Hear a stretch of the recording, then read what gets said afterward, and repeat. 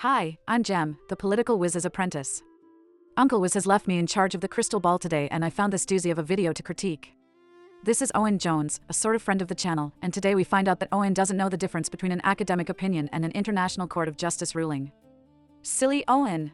Is Owen Jones gun disputes? Professor Dr. Really? Owen if you want to go there, do you really want to go there? Owen is appearing on the Piers Morgan show up against Josh Hamel, who is a very vocal advocate for Israel. At this point, they are throwing academic opinions at each other. Do you really want to go there? Numbers?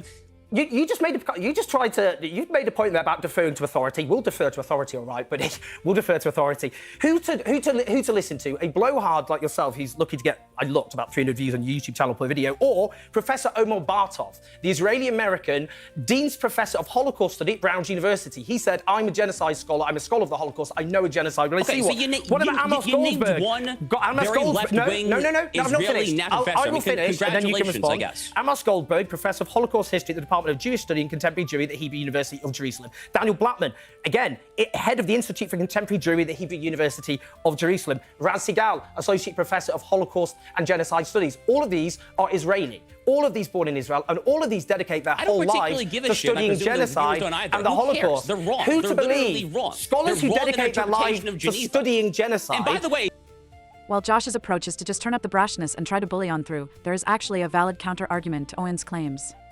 The questions you need to ask when presented with an academic's claiming absolute conviction that Israel has caused genocide are: 1. What data are those scholars relying on to come to their conclusions?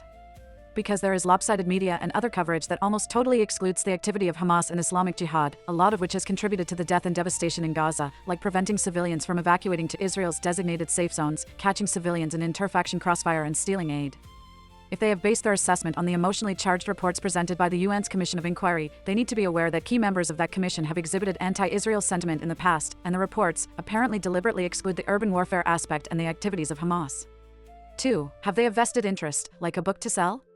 This is bonanza time for genocide scholars. Suddenly their obscure speciality might net them some readies, so a lot of them are peddling opinions.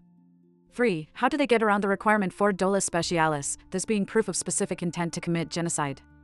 The two clearly biased UN Commission reports did this by just totally ignoring Hamas and other terrorist factors at work in Gaza and acting as if Israel had just unilaterally declared war on Gaza citizens, instead of engaging in a conflict against ruthless guerrillas embedded in bomb-proof tunnels and perfectly comfortable with the idea of sacrificing their own people to ramp up the genocide score against Israel.